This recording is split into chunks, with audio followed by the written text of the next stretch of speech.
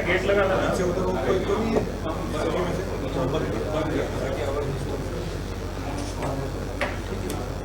समस्त पत्रकार साथियों का इस प्रधानमंत्री मोदी के 9 वर्ष के कार्यकाल के संबंध में आयोजित पत्रकार वार्ता में हार्दिक स्वागत है, अभिनंदन है।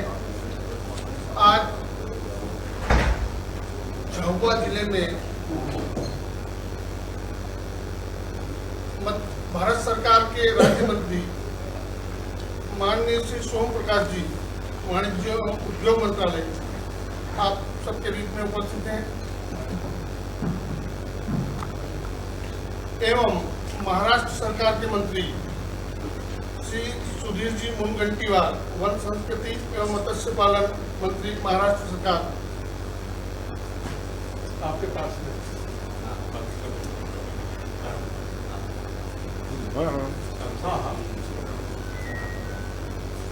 हकीकत आदरणीय लोकसभा के हमारे लोकप्रिय सांसद कुमार श्री डामोर साहब, भारतीय जनता पार्टी के ऊर्जावान जिलाध्यक्ष माननीय भानुजी भूरिया, लोकसभा के प्रभारी ओम प्रकाश जी शर्मा, जिले के महामंत्री माननीय सोम सिंह जी सोलंकी, पूर्व जिलाध्यक्ष प्रदेश कार्य समिति सदस्य पूर्व श्री दौलत जी भावसार,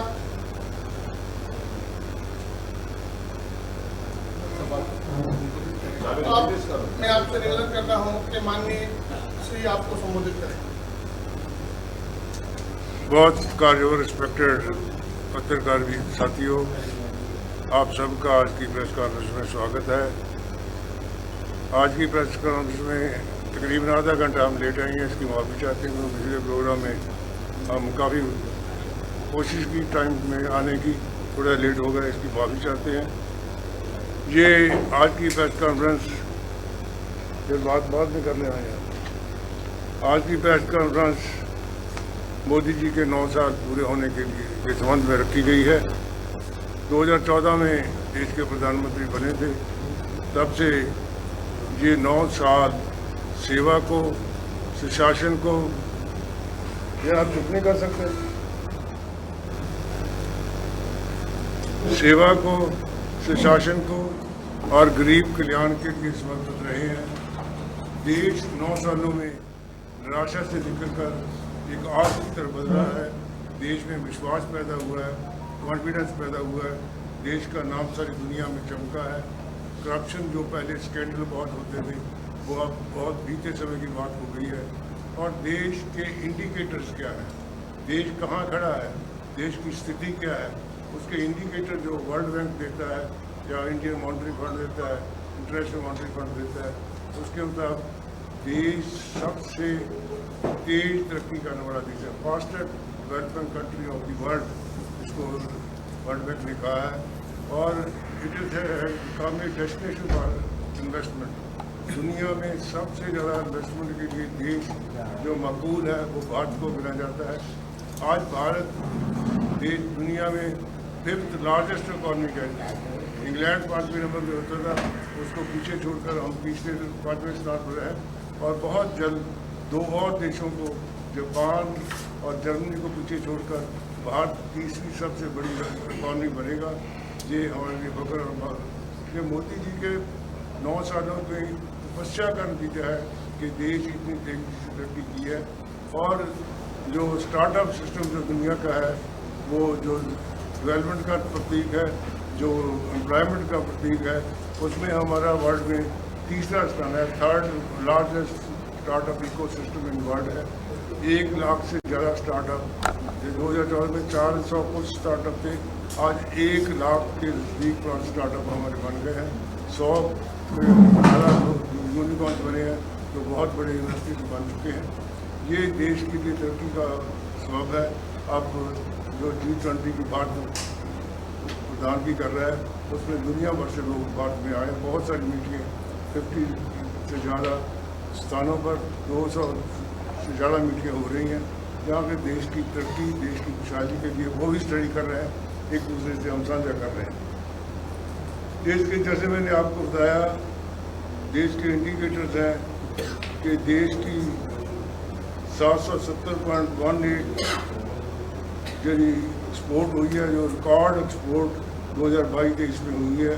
इस तरह बार से इन्वेस्टमेंट जो हुई है वो $84.8 बिलियन की हुई है, जो भी एक रिकॉर्ड है। हर साल भारत अपना रिकॉर्ड आप तोड़ता है।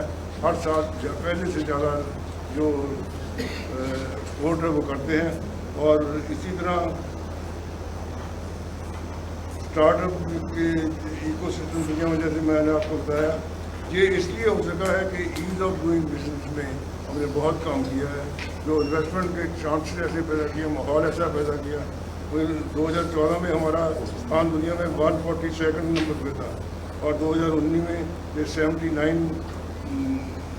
पे होया, जो 79 रैंक को हम छोड़कर 63 नंबर पर पहुँचे हैं। 2019 के बाद रैंकिंग नहीं हुई है, इसलिए हमारा लक्ष्य था कि 50 से हमारा काम जो रैंक है नीचे आए, उस स्थान पर हम पहुँच चुके होंगे। इसके लिए बहुत सारे काम किए हैं मोदी जी। 39,000 से ज़्यादा जो कंप्लाइंसेज है व्यापारी को करनी पड़ती है, इंडस्ट्रीज को करनी पड़ती है, उनको ख़त्म किया गया है, कम किया गया है। और जो बहुत सारे ऐसे केसेस हैं जहाँ छोटे छोटे जुर्म के लिए प्रोविजन पनिशमेंट की गई थी, उसको ख़त्म कर किया जा रहा है, ताकि व्यापारी अपना काम ठीक ढंग से कर सके। जो पुराने एक्ट थे सभी को स्टडी करके ये किया गया, और सभी कमेटी, सभी पार्टियों के मेंबर्स जो सेलेक्ट कमेटी है उसमें डाले गए हैं। उन्होंने जो आने वाले सेशन में उसको बिल को लाया जाएगा। बिल तो पेश हो चुका है, जो उसको चेंज करके बिल देंगी जो सेलेक्ट कमेटी, वो आगे लाया जाएगा। और देखिए, प्रधानमंत्री जी ने बहुत सारी स्कीमें शुरू की हैं। देश तरक्की क्यों कर रहा है, देश खुशहाल क्यों हो रहा है, दुनिया से सबसे आगे कैसे निकल रहा है। ये आज़ादी का अमृत काल हम जैसे 75 साल हुए और उससे हम निकल रहे हैं। देश इतनी जल्दी तेज़ी से तरक्की कर रहा है, और ये दृढ़ विश्वास है प्रधानमंत्री जी का, और हमारा संकल्प है कि 2047 में जब 100 साल आज़ादी के होंगे, देश दुनिया डेवलपिंग कंट्री नहीं, ये एक विकसित देश होगा, डेवलप कंट्री होगा, दुनिया का सबसे ताकतवर देश होगा, जिसको हम विश्व गुरु कहते हैं। विश्व गुरु बनेगा, देश सबसे आगे जाएगा। उसने बहुत सारी स्कीमें हमारे मेरे साथी मित्र भी बताएंगे। डेवलपमेंट की, जब गरीब के लिए हम बात करते हैं, गरीब कल्याण के लिए 80 करोड़ लोगों को राशन फ्री देना, ये अपने आप में बहुत बड़ी बात है। दुनिया में कोई ऐसी स्कीम से मतलब शुरू हुई जिसमें 80 करोड़ लोगों को राशन अमेरिका भी नहीं दे सका, और कोई इस कंट्री की बात उनको फ्री राशन देते हैं। और कितने लोगों के लिए आयुष्मान में 40 करोड़ लोगों को उसका फ़ायदा हो रहा है। इसी तरह 11 करोड़ 72 लाख 11.7 करोड़ लोगों को स्वच्छ भारत में टॉयलेट्स बनाकर दी गई है। इसी तरह जो गैस के कनेक्शन है 9-10 करोड़ लोगों को दिए गए हैं। हर वर्ग का ध्यान किया है। गरीब है जो रेडी लगाते हैं, जो बड़ी लगाते हैं, नीचे बैठकर सामान बेचते हैं, वो कोविड में बिल्कुल बंद हो गया था उनका काम। उनके लिए 36 लाख लोगों के लिए ये 5,182 करोड़ का उनको लोन दिया गया, ताकि वो अपना काम दोबारा से शुरू कर सकें। और मुझे खुशी है कि सभी ने, बहुत लोगों ने 98% लोगों ने अपना लोन वापस किया। पहले 10,000 लोन दिया था, फिर उसको 20,000 दिया, उन्होंने 20,000 वापस किया, उनको 50,000 लोन दिया, ताकि वो अपना काम 36 लाख लोगों को ये काम शुरू करने की काम दिया गया है। देश हर क्षेत्र में, चाहे इंफ्रास्ट्रक्चर हो, चाहे और कोई काम हो, देश में IIT जो है देश की डेवलपमेंट का बड़ा प्रतीक होता है। अब 3 गुना बढ़कर 23 IIT दुनिया में देश में हो चुके हैं। इस तरह 390 नई यूनिवर्सिटियाँ इस्टेब्लिश की गई हैं और इस एम्स भी 23 हो गए हैं। चाहे हेल्थ का क्षेत्र हो और चाहे कोई और क्षेत्र हो, रोड्स में हर रोज़ 42 किलोमीटर रोड्स बन रही है। गडकरी जी ने इतना काम किया है, सारी देश में जो हाईवेज क्रिएट की है, हर देश में तरक्की की है। बहुत बड़ा है, पहले 7-8 किलोमीटर बनती थी, अब 42 किलोमीटर, हर रोज़ 42 किलोमीटर रोड बनती है और बहुत सारे नए एयरपोर्ट्स बने हैं। कोई भी बंदे वो भारत में नई ट्रेन चली है, वो हर सूबे तक पहुँचेगी। बहुत सारी 17-18 ट्रेन चल चुकी हैं और बहुत सारी बन रही हैं, हर स्टेट को टच करेगी। बहुत तेज़ी से विकास, बहुत तेज़ी से डेवलपमेंट हो रही है। विकास के नए कीर्तिमान स्थापित किए जा रहे हैं। जैसे मैंने आपको कहा कि देश 2047 में एक विकसित देश बनेगा। आप सब लोग यहाँ लोग जो बैठे हैं तो देखेंगे 2047 में देश सबसे ताकतवर देश बनेगा। और हम सभी नरेंद्र भाई मोदी जी जब दुनिया में किसी राष्ट्र में जाते हैं तो वहाँ के प्रधानमंत्री, वहाँ के प्रेसिडेंट उनको रिसीव करने के लिए प्रोटोकॉल तोड़कर भी वहाँ पहुँचते हैं, रेड कार्पेट जाकर। पहले होता था दूसरे तीसरे प्रधानमंत्री को मिलते थे जवाहर भारत के प्रधानमंत्री। अब भारत का मान, रिस्पेक्ट सारी दुनिया में है। दुनिया में कोई भी समस्या हो, दुनिया भर के लोग, चाहे चाइना हो, चाहे रशिया हो, चाहे अमेरिका हो, चाहे यूक्रेन हो, सभी प्रधानमंत्री की तरफ देखते हैं। और ऐसा भी समय आया जब यूक्रेन की लड़ाई शुरू हुई, 23,000 जो विद्यार्थी हमारे थे उनको बाहर निकालना था। प्रधानमंत्री जी ने दोनों देशों को रिक्वेस्ट की कि लड़ाई बंद करो। जब तक 23,000 लोग वापस नहीं निकले भारत का झंडा लेकर, ये पहली बार दुनिया में हुआ कि किसी तीसरे देश के प्रधानमंत्री के कहने पर 2 देशों ने लड़ाई बंद की हो। तो हमारी फख्र और मान की बात है। हम उनको रिसीव करने गए, जाते रहे बच्चों को, बहुत सारे जहाज वहाँ से आए, उनको वहाँ से लेकर आए। इतना डेवलपमेंट, विकास और गरीब कल्याण की ये सरकार के 9 साल हम लोगों तक आप ये पहुँचा रहे हैं ताकि लोगों को पता चले देश के लिए नरेंद्र भाई मोदी जी, उनकी सरकार ने क्या किया है। इसी यही प्रोग्राम आपको करता है। इसके वजह भाई साहब से रिक्वेस्ट समझेंगे। आपका कोई क्वेश्चन तो आपने बना सकते। अभी आप शायद मैं एक नगर औद्योगिक क्षेत्र का दौरा करके आए हैं। चलने दो आप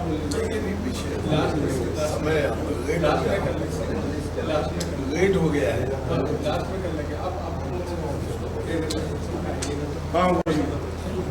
सर, आपने 9 साल की उपलब्धियां गिनवाई हैं, लेकिन ऐसा लगता है कि 9 साल की उपलब्धियों में झाबुआ जिला जो आदिवासी जिला है वो कहीं पीछे छूट गया है।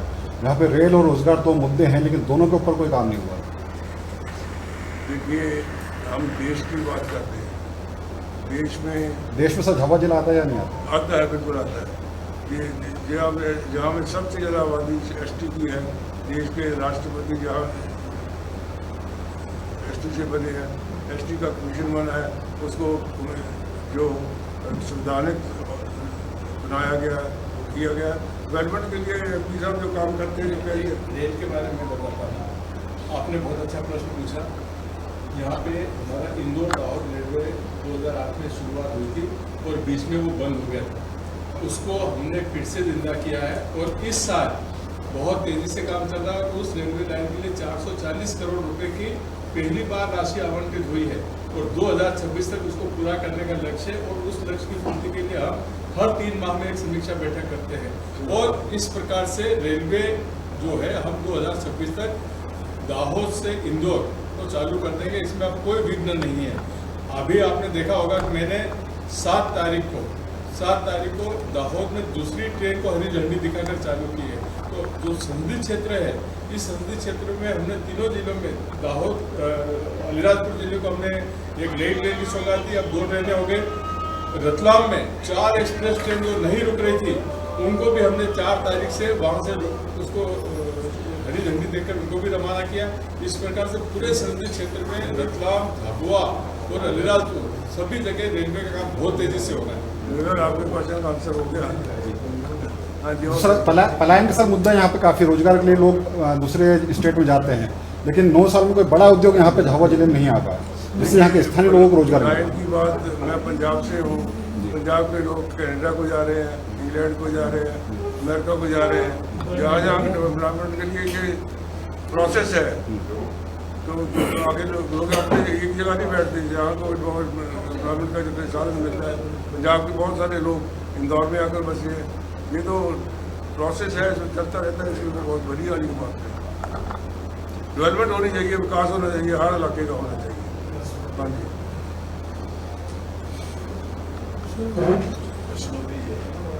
आपने आर्किटेक्ट ऑफ इंडिया लिखी है, उसमें आपको चैप्टर सबसे जो लगा क्या है खास? देखो भैया, एक बात बड़ी स्पष्ट है। सही तो हमारे भाई साहब ने एक प्रश्न पूछा, झाबुआ जिला ये विकास के मार्ग पर पीछे है। इसीलिए विश्व गौरव प्रधानमंत्री नरेंद्र मोदी जी, जिनकी इमेजिनेशन, जिनकी सोच ये देश को आगे बढ़ाते समय ये समता, ममता, समानता युक्त होती है। और इसीलिए झाबुआ जैसे जो जिले अपने देश में अविकसित रहे 115, उसे आकांक्षित जिलों में डाला गया। सिर्फ आकांक्षित जिलों में नहीं डाला गया, उसके बाद नियोजन विभाग ने ये आदेश भी निकाला कि ऐसी जिलों की तरक्की के लिए स्पेशल प्लान बनाया जाए। मगर ये बात भी सही है कि हमने आम की गुठली अगर जमीन में डाल दी तो कोई 1 साल में आम नहीं आता, उसको लगने के लिए कुछ इंतजार करना होता है। झाबुआ हो, गढ़चिरौली हो, ऐसे जितने ट्राइबल डिस्ट्रिक्ट है, विशेष रूप से इसका ध्यान रखा जा रहा है। आते समय मैंने भी रास्ते देखे, रास्ते के काम चल रहे हैं, रेलवे के काम चल रहे हैं। और गरीबों की उन्नति के लिए झाबुआ में भी, चाहे पंतप्रधान आवास योजना हो, मातृवंदना योजना हो, किसान को 6,000 रुपये और राज्य के माध्यम से 4,000 रुपये हो, आयुष्मान भारत योजना हो, आदिवासी भाइयों की विभिन्न योजना हो, वो तो झाबुआ को, अगर मेरे पास कागज नहीं है, मगर मैं 2014 के पहले और 2014 के बाद का झाबुआ देखूंगा तो मैं विश्वास से बिना देखे ये दावा कर सकता हूँ कि भारतीय जनता पार्टी को जनता ने आशीर्वाद देने के बाद, कांग्रेस के समय विकास की गाड़ी अगर 20 किलोमीटर की गति से दौड़ती थी तो हमारी 120 किलोमीटर की गति से दौड़ती है। ये सारा देश देख रहा है, पूरा देश देख रहा है। इंफ्रास्ट्रक्चर में एक समय में 6 किलोमीटर के रास्ते बनते थे, आज हम 37 किलोमीटर के रास्ते तक पहुंचे हैं। सीमा पे कभी रास्ते नहीं बनते थे। चिदम्बरम जी कहते थे कि मेरे पास पैसे नहीं है, एंथोनी कहते थे कि मैं सुरक्षा व्यवस्था नहीं कर पाता हूँ, सीमा की सुरक्षा के लिए मेरे पास पैसे नहीं है। मगर यहाँ पे हमने इस देश की सीमा की सुरक्षा भी की। आर्थिक, सामाजिक, सांस्कृतिक दृष्टिकोण से जितनी योजनाएं विश्व गौरव नरेंद्र मोदी जी ने बनाई है, मैं समझता हूं कि इसके पहले कोई प्रधानमंत्री ये बनाने में उतनी गति से नहीं बना पाए।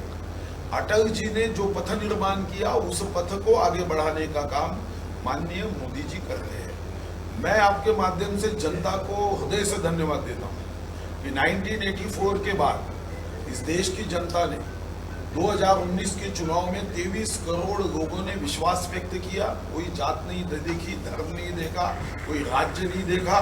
मध्य प्रदेश के मतदाताओं की आपके माध्यम से मैं धन्यवाद दूंगा।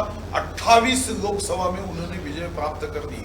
84 के बाद 30 साल के बाद स्थिर सरकार पहली बार, बहुमत की सरकार, 1 पार्टी मेजॉरिटी, ये जनता ने हमें दी। और मोदी जी ने उस प्रसाद को बड़े पवित्र भाव से स्वीकार किया। और जो योजनाएं उन्होंने बनाई, वो विश्व भी आज सोचता है कि ये योजनाएं हो सकती है। आयुष्मान भारत योजना कभी किसी ने नहीं सोची। एक समय में ब्रिटेन में नेशनल हेल्थ इंश्योरेंस को विश्व की अच्छी योजना मानी जाती थी। कोविड के समय हमने 80 करोड़ लोगों को 28 महीने तक 2,25,000 करोड़ खर्च करते हुए मुफ्त अनाज दिया। मैं समझता हूं कि ये जिम्मेदारी है, ये कर्तव्य है प्रधानमंत्री की। प्रधानमंत्री ने कोई विशेष कार्य नहीं किया, ये कार्य उनका एक अंतर्मन का जनता के प्रति जो प्रेम भाव है वो उन्होंने व्यक्त किया। स्टार्टअप हो, स्टैंडअप हो, जैसे भाई साहब ने कहा कि कोविड में फुटपाथ पे बैठने वाले लोगों की भी चिंता उन्होंने की और उन्होंने कहा कि पहले 10,000, अच्छा रिपेमेंट करते हो तो 50,000, ये बात भी उन्होंने की। मैं विस्तृत रूप से समय के अभाव में नहीं जा पाऊंगा, मगर आपके माध्यम से मैं जनता को इतना ही आह्वान करता हूं कि भारतीय जनता पार्टी के विश्व गौरव नरेंद्र मोदी जी ने जो काम किया है, जिन्होंने भारत का सम्मान बढ़ाया है, आर्थिक दृष्टिकोण में 5वें नंबर की इकोनॉमी हुई हमारी 3.20 ट्रिलियन डॉलर इकोनॉमी, अब इसको आगे बढ़ाते हुए 5 ट्रिलियन डॉलर इकोनॉमी। विश्व का एवरेज जो ग्रोथ रेट है वो 1.8 है, अमेरिका का भी ग्रोथ रेट ये रुक गया है, मगर हमारा देश 7% तक जा रहा है, आगे 10% तक जाने की बात कर रहा है। तो मुझे विश्वास है कि आपके माध्यम से मैं जनता को इतनी ही अपील कर रहा हूँ कि मौसम टूटना नहीं चाहिए, विकास रुकना नहीं चाहिए। आप हमें साथ दो, कई कार्यक्रमों की जानकारी किताबों से आपको मिल जाएगी। अगर कुछ महत्वपूर्ण मुद्दे चाहिए तो मैं 2-3 मुद्दे बता देता हूँ। 2004 से 14 तक 10 वर्ष में जब यूपीए की सरकार थी तब 49.20 लाख करोड़ पायाभूत सुविधा यानी इंफ्रास्ट्रक्चर पे खर्च हुए, और भारतीय जनता पार्टी की सरकार आई 117.40 लाख करोड़ खर्च हुए। ये माननीय मोदी जी के विकास की गति को बताता है कि माननीय मोदी जी का विकास कौन से गति से होता है। 66 वर्ष 9 महीने 11 दिन, ये मोदी जी के पहले की सभी सरकारें, और मोदी जी की सरकार आके अभी 9 वर्ष, आज का अगर मैं दिन पकड़ता हूं तो 14 दिन हुए हैं। अभी ये 66 ईयर्स बना 9 वर्ष, तो आप देखो हमने विश्व में कोई किसी देश ने वैक्सीन मुफ्त नहीं दी, हमने वैक्सीन मुफ्त दी।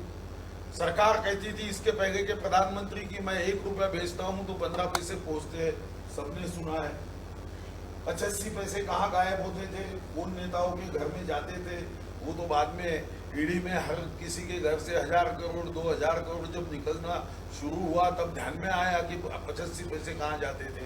यहाँ पे डायरेक्ट बेनिफिशियरी ट्रांसफर नई योजना गई, उसमें 22 लाख करोड़ पिछले साल तक दिए गए, उसमें से 2,22,000 करोड़ का जो लीकेज था वो रुक गया। हर घर जल योजना किसी ने सोचा नहीं, शुद्ध पानी देना ये हर सरकार की जिम्मेदारी है। हमारे नदियों में पानी था मगर पहले के सरकारों में और नेताओं में पानी नहीं था, इसलिए वो जल नहीं दे पाते थे। स्वाधीनता के बाद 3.23 करोड़ घरों को पानी दिया था, अभी 3 साल में 6.29 करोड़ घरों को पानी दिया गया। शौचालय स्टैंड अप सीटिंग आपने भी देखा है भाई साहब, सवेरे किसी गांव में जा नहीं सकते थे। 11 करोड़ 50 लाख लोगों को शौचालय दिया है। हाँ, ये बात मैं मानता हूं कि अभी भी कुछ काम करने की आवश्यकता है। अगर सब कुछ हुआ तो वो तो इलेक्शन कमीशन तो बर्खास्त कर देना पड़ेगा, इलेक्शन की क्या आवश्यकता ही नहीं है। सब कुछ नहीं हुआ ये मैं भी मानता हूं, ये प्रधानमंत्री भी कहते हैं, मगर माननीय प्रधानमंत्री जी की विशेषता क्या है, तो राहुल गांधी जी के हाथ में अगर हम कस्टर्ड एप्पल दे दे तो ज्यादा से ज्यादा उसमें कितने सीड है वो गिनेंगे। हमारे प्रधानमंत्री जी के हाथ में दे दो तो उसके सीड से कितने पेड़ लगेंगे, उसमें कितने कस्टर्ड एप्पल लगाएंगे, ये इमेजिनेशन है, ये सोच है। ये सोच के आधार पे हमारे प्रधानमंत्री जो चलते हैं। 11 करोड़ 20 लाख किसानों के अकाउंट में 6,000 रुपए और मध्य प्रदेश के 4,000 रुपए। हाईवे आप जाइए भाई साहब, कहीं भी जाइए, लोग आज भी कहते हैं कि पहले हमको जाते समय हमको वाइब्रेंट मोड पे गाड़ी चलती थी, अब साइलेंट मोड पे चलती है, क्योंकि हमने देखा है कि रास्ते बहुत अच्छे हुए। किसकी सरकार में हुए, इसके पहले भी हुए, मगर वो सरकार जब थी वो सरकार की गति इतनी मंद थी कि कछुआ भी कहे कि रिश्ते में हमारे बाप लगते, इतनी मंद गति से वो चलते थे। अभी गति बढ़ गई है। अब ये गति को आप जैसे पत्रकार देशभक्त भाइयों के माध्यम से हम जनता तक ये पहुंचाना चाहते हैं कि ये जो 9 वर्ष है, और देश को करना है फाइन, ये सोच से माननीय प्रधानमंत्री जब काम कर रहे हैं तो उनके आशीर्वाद की आवश्यकता है, उनके दुआओं की आवश्यकता है, उनके सहकार्य की आवश्यकता है, उनके शुभकामनाओं की आवश्यकता है। एक छोटा सा एम्स है, देखो हमारे, मैं पार्टी का नाम लेना उचित नहीं समझता, ना वो सभ्यता का मुझे लगता है रूप है। कई पार्टी के नेताओं ने जब वो बीमार होते थे तो बाहर देश में जाके इलाज करते थे। क्या झबुआ में रहने वाले एक कस्बे का गरीब इलाज कर पाएगा? आयुष्मान भारत योजना की एक एम्स था स्वाधीनता के बाद कांग्रेस के कार्यकाल में, अटल जी आए 6-7 हुए और अकेले मोदी जी ने उस 7 को बढ़ा के 22 तक कर दिया। और ऐसे एम्स हॉस्पिटल नहीं है कि जो आर्कियोलॉजी विभाग को दे दे, पुरातत्व विभाग को दे दे, ऐसे खंडर नहीं है, ऐसे अच्छे हैं कि अब आपको मैं ये अभिमान से कह सकता हूं कि कई देशों के लोग जिनको हम विकसित देश कहते हैं वो भी सस्ता इलाज अगर कहीं हो सकता है तो भारत में होता है। इसलिए चेन्नई में आ रहे हैं, वो दिल्ली आ रहे हैं, और इसको उन्होंने नाम दिया है मेडिकल टूरिज्म, कि वो यहाँ आते हैं, रिश्तेदार घूमते हैं और इलाज होता है। क्या अभिमान की बात नहीं है भारत के लिए? ये हमारे लिए क्या हम माननीय मोदी जी को धन्यवाद दे, ऐसी बात नहीं है? तो ये बातों को हमें जनता तक पहुंचाना है, वो ट्रिपल IIT हो, बाकी बात हो। एक एक स्लोगन माननीय मोदी जी ने दिया, एक एक स्लोगन, ये सिर्फ एक शब्दों का समुच्चय नहीं रहा, ये देश को एक दिशा देने का काम किया। जैसे हमारे स्वर्गीय पंतप्रधान लाल बहादुर शास्त्री जी कहते थे, जय जवान जय किसान, अटल जी आए जय विज्ञान। और आपको आश्चर्य होगा, हमने अभी जय अनुसंधान को जोड़ा। इसके पहले पेटेंट कानून में अमेरिका और चाइना के सिवा अपना देश ये कितने पेटेंट लेता था? कभी 200, कभी 300। अभी एक साल में हम 10-10 हजार, 15-15, 20-20 हजार पेटेंट ले रहे, क्योंकि हमने तय किया इन्वेंशन, इनोवेशन यही देश को आगे बढ़ा सकता है, पेटेंट आगे बढ़ा सकता है। और इसीलिए यूनिकॉर्न कंपनियां, कहाँ थी यूनिकॉर्न कंपनियां? आज 26 वर्ष का लड़का 10 बिलियन का अगर टर्नओवर करता है तो कारण क्या है? अब बात एक तो सही है कि देखो भैया, इसके पहले कांग्रेस के राज में परिवार की चिंता की गई, अब देश को परिवार मानकर माननीय मोदी जी काम कर रहे हैं। अगर हमारे विकास को कुछ धब्बा लगा है तो वो धब्बा तो एक धुलाई में नहीं निकलेगा, उसको तो 2-3 धुलाई की आवश्यकता होती है। तो इतना धब्बा हमारे विकास को कांग्रेस के सरकार ने लगाया है, तो एक बार 2 बार चुन के आगे थोड़ी ये विकास का धब्बा निकलेगा, उसको तो और 2024 को चुन के आने की आवश्यकता है। 24 को फिर मोदी जी की सरकार आएगी तो मैं विश्वास के साथ बता सकता हूं हमारी $5 ट्रिलियन इकोनॉमी नहीं, इससे भी आगे बढ़ सकती है, क्योंकि विश्व अभी चिंता में है। ब्रिटेन जैसा देश एक छोटे पाव के लिए आज अड़चन में आया हुआ है। वहां पे अर्थशास्त्री जो ऑक्सफोर्ड और कैम्ब्रिज में पढ़ते थे, अब उनको भी भारत का सुनक ब्रिटेन का प्रधानमंत्री चाहिए, क्योंकि अर्थव्यवस्था को सीधे मार्ग पे अगर कोई ले जा सकता है तो वही ले जा सकता है। ये सोचा गया है आत्मनिर्भर भारत हो। अंग्रेज ने बनाई हुई संसद भवन को हमने अपने सेंट्रल विस्ता बनाया, जो हमारे देश के कारागिरों ने अपने हाथों से बनाया। पूरा देश के भाव से आगे बढ़ाने की ये सोच है। आप भी जानते हो 370 कदम के बारे में क्या हुआ, आप भी जानते हो तगाक के बारे में क्या हुआ, आप भी जानते हो मीर बाकी ने 1528 में विक्रमादित्य ने बनाए हुए मंदिर को मस्जिद बना के हमारे देश की आस्था अस्मिता को जो नष्ट करने का काम किया। जय श्री राम कहते हुए राम मंदिर कैसे बन रहा है, कैसे दिल्ली से कश्मीर को जोड़ा जा रहा है। कश्मीर में आज लाल चौक में तिरंगा हम फहरा नहीं सकते थे, वहां जाके हमारे भाई राहुल, हमारी बहन प्रियंका बर्फ का खेल कर सकते हैं भैया। तो आतंकवादियों को भी जो झटका देने का काम मोदी जी ने किया, तो आपकी जिम्मेदारी है जनता तक पहुंचाइए। भय मुक्त भारत, भूख मुक्त भारत, विषमता मुक्त भारत, आतंक मुक्त भारत, नक्सल मुक्त भारत, समता युक्त भारत, ममता युक्त भारत, सुखयुक्त भारत, ये संकल्प है। और आपके इस पत्रकार परिषद से मैं आपको तहे दिल से यह आह्वान करता हूं कि हमारे माननीय विश्व गौरव मोदी जी, जो हमारे भी प्रमुख नेता है, इस देश के प्रधानमंत्री है, वो आपके भी प्रधानमंत्री है। आप कोई भी विषय आपके पत्रकार परिषद में होगा तो आप पूछ सकते हो, मगर आपको मेरा यह आह्वान है कि कि यहाँ के झाबुआ के जनता तक जो हमने आपके सामने विचार प्रस्तुत किया है, जो विकास की बातें कही है, जनता तक ये पहुंचाए। ये पहुंचाने का मार्ग आप हो और आप ये निश्चित रूप से पहुंचाएंगे। ये विश्वास के साथ मैं तहे दिल से आप सभी को धन्यवाद देता हूं। किसी को कोई प्रश्न पूछना है तो पूछ सकते हैं। सर, इंदौर में आपने कहा कि जो कांग्रेस से आए हुए लोग हैं वो विभीषण हैं, लेकिन विभीषण जब राम जी से मिले थे तो राम जी ने विभीषण को लंका का राजा बना दिया था, लेकिन ज्योतिरादित्य सिंधिया अभी तक राजा नहीं बन पाए हैं उनके। भैया 8 मंत्री बन गए ना भैया मध्य प्रदेश में, ज्योतिरादित्य जी के साथ आए हुए हैं। कैसी बात कर रहे भैया? ये तो बयान आपने जो सही है कि विभीषण है, जब कांग्रेस से जो लोग आए हैं वो। देखो ऐसा नहीं, मुझे प्रश्न पूछा गया, 2 प्रश्न पूछे गए। एक प्रश्न पूछा गया कि आप क्या कांग्रेस के विधायकों को चुरा दें।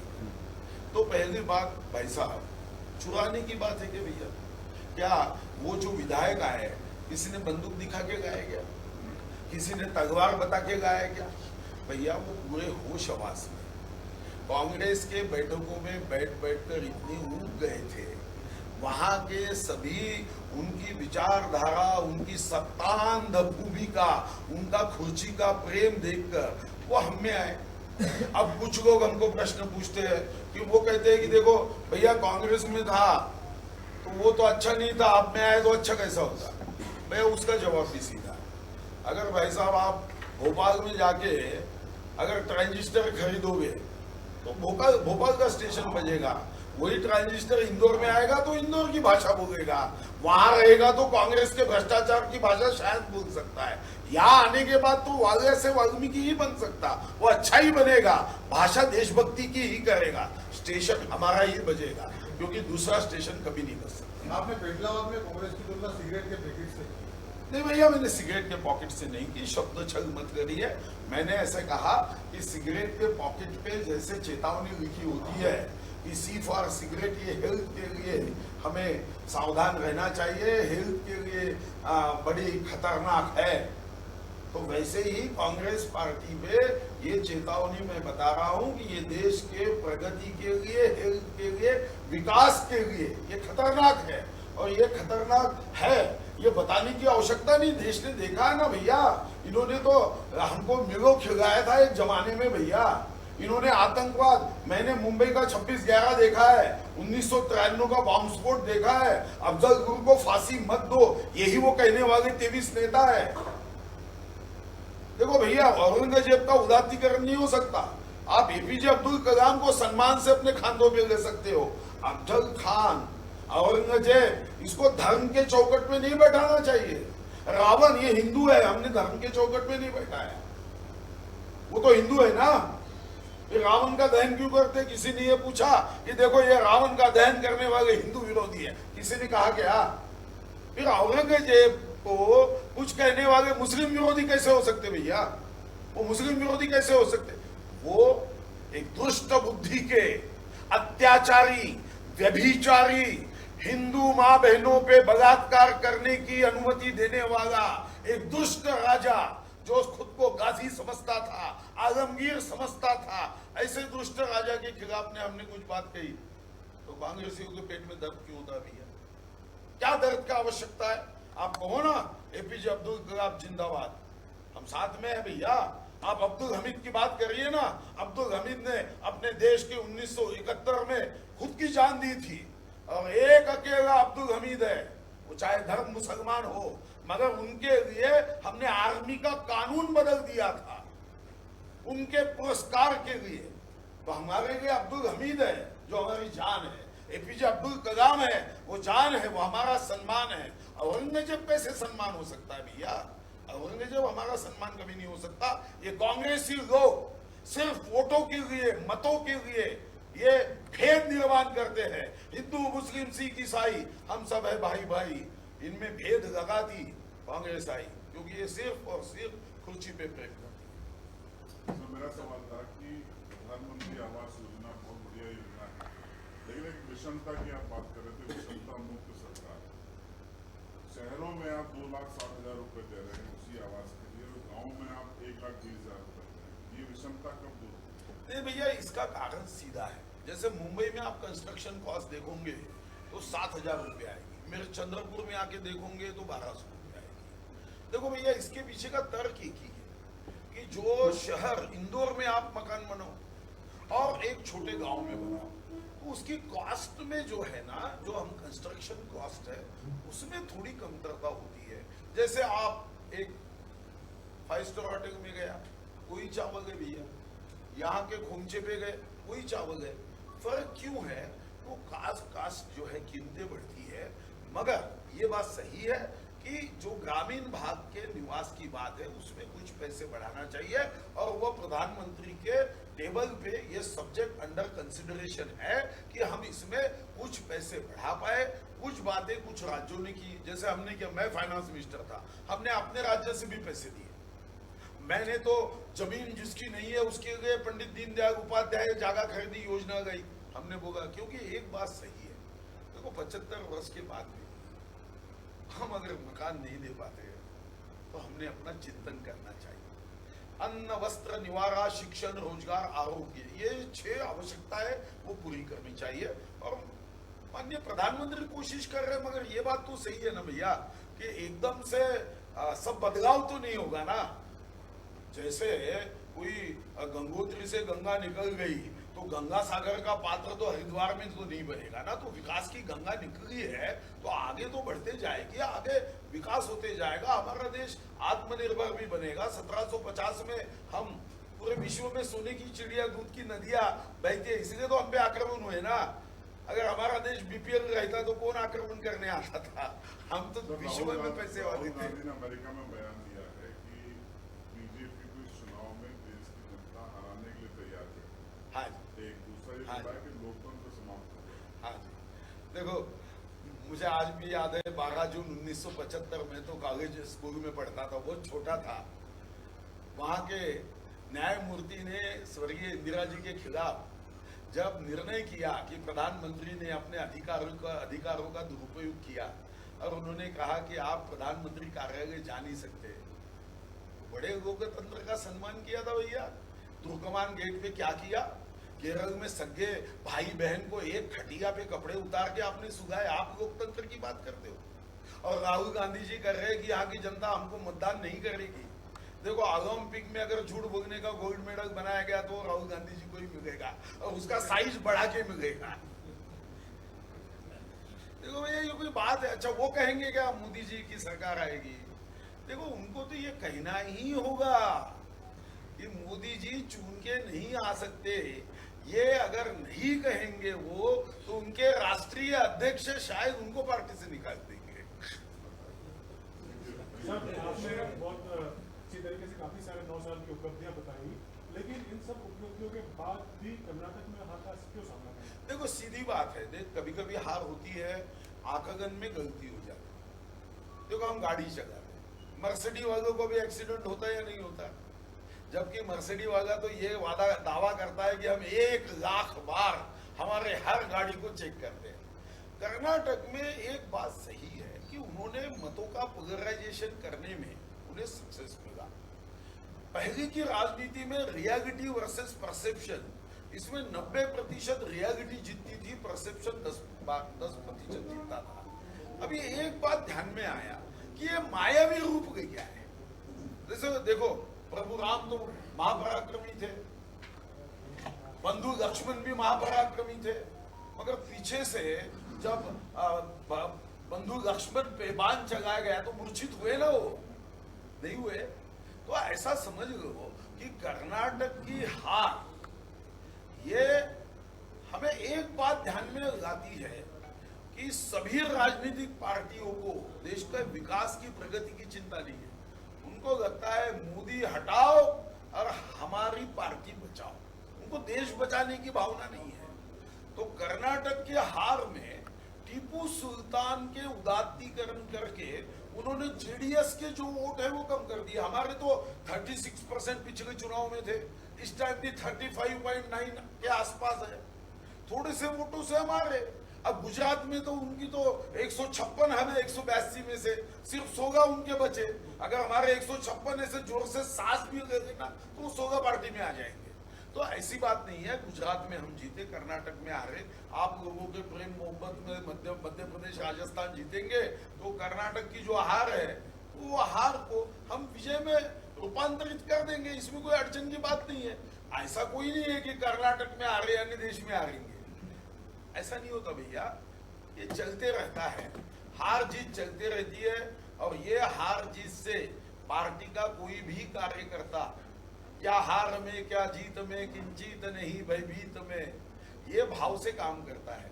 क्योंकि हमारा भाव ये किसी परिवार को सत्ता में बैठाने का नहीं है, हमारा भाव देश के सम्मान के लिए है, देश को आगे बढ़ाने के लिए।